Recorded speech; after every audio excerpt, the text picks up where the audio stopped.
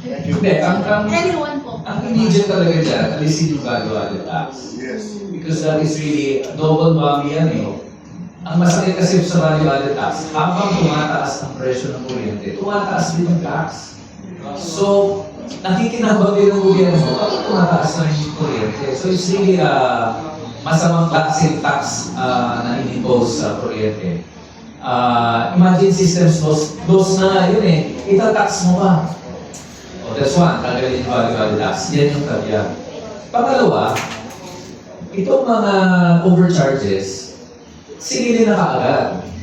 Whether that is 19 billion as accepted, admitted by Meralco, or 105 billion as computed by the former ERC commissioner, si Commissioner Non. Pero huwag na yan patagalin. I-refund na kaagad yan sa mga electricity consumers. Kung pwede sa susunod na 3 buwan na billing, ibawas na kaagad yan, so may impact yan. And thirdly, of course, ito yung pang mas matagalan, kailangan natin baguhin yung rate basic mechanism na ginagamit ng under the EPIRA, and ginagamit ng ERC, yung performance-based rate setting mechanism.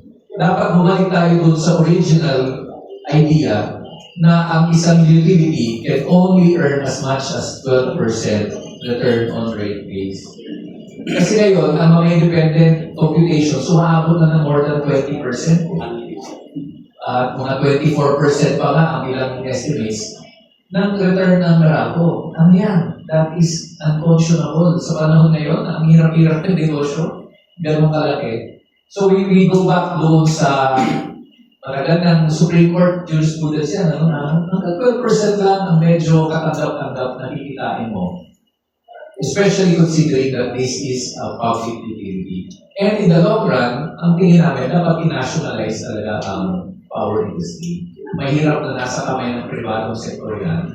But of course, that is for a more longer term. Sa kanya, yung mga nabanggit ko should be have a significant impact on the rates. Panahon na po ba na dapat gobyerno na humawak? Yes.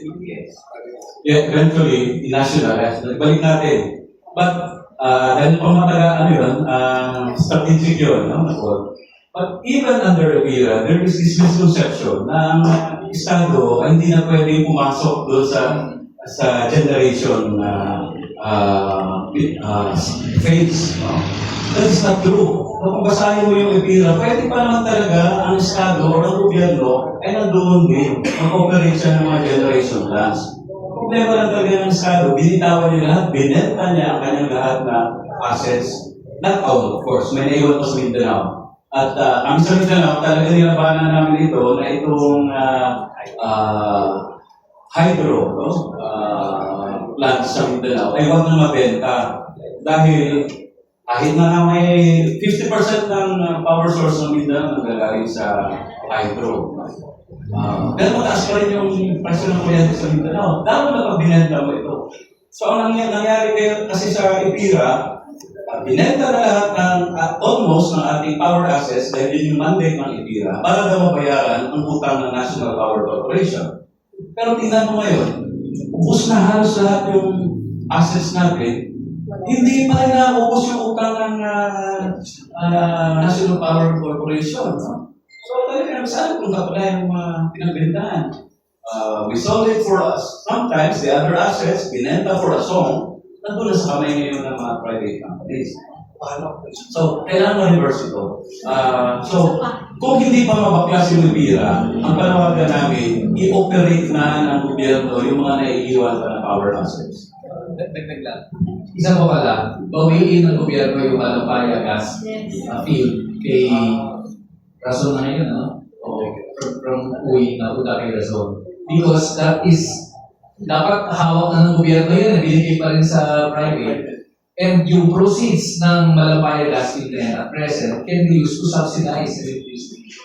So, kasi billion-billion ang kikita dyan eh. But they gave it again for Rason sa bagong crony, ngayon si Rason. So, dapat bawiin yan and use those resources, yung kinikita kahit pa paano ng Malampaya gas field, subsidize electricity and to fund yung exploration of natural gas and other energy sources including renewables.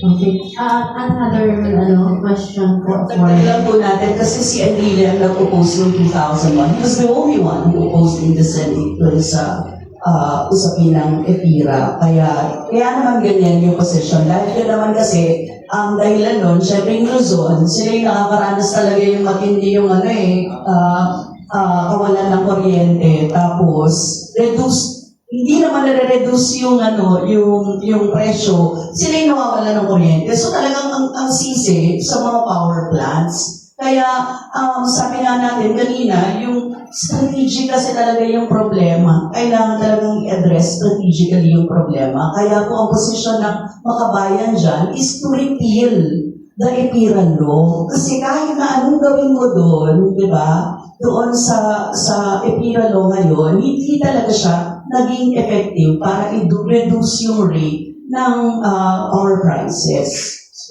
So my next question po kay Ma'am Sara Gabriela.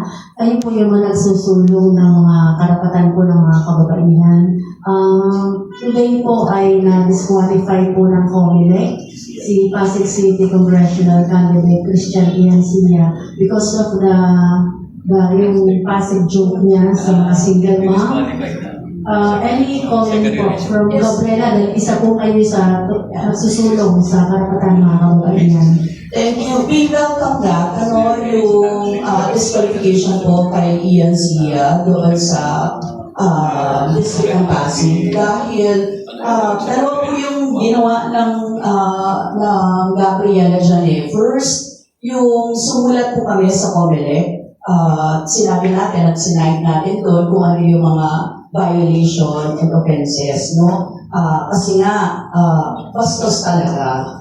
Tapos tayo ay author ng anti-bastos law. At alam natin na hindi pwede na yung mga kandidato ay ngayon pa lang pinapakita na nila na ganyan sila. Paano pa kung nasa posisyon na sila? So talagang may problema doon. Second, ang Gabriela Alliance po ay sumulat din sa Supreme Court to ask them na itong lawyer, no? Lawyer kasi siya eh. So, meron din mga sanctions dapat, no? Sa larangan na yun, may mga sanctions dapat sa mga katulad doon na talagang bastos, ano? At ang sinasabi niya talaga ay hindi nararapat bilang public official. Yun, di ba? Bilang tumatakbo din public official. So yun, we welcome the ruling ng kasalukuyan ng COMELEC. Yung pong casing option po ng mga parayno po sa Ordaneta, Pangasinan, kung saan po yung sumunod din po ba kayo sa COMELEC? Kasi isa rin po kayo nagsulong doon sa isang loga na binibing ng mga parayno sa Ordaneta sa isang camping rally nila. Mayor and Vice Mayor po, si Mayor Rami Parano and Vice Mayor Jimmy Parano, sa isang campaign rally po, pinapunta po yung, actually may press release po kanya, pinapunta po yung lola sa harap ng campaign rally, nag-auction po sila from 1,000 to 6,000, hahalik lang siya kay Jimmy Parano. Yes. Kasi auction po. Actually, madami po kasi cases. Sa totoo lang, grabe talaga yung mga cases na sinusubong sa Gabriela kaugnay sa mga campaign rallies, campaign meetings, etc. No? Isa-isa po namin tinitingnan kung ano yung mga yun. At nagpapalabas po kami ng PR statements. Totoo po yun, isa sa mga kinukondinahan natin ay yung gano'n. Kasi nga, over talaga yung ginagawa ng ibang mga kandidato.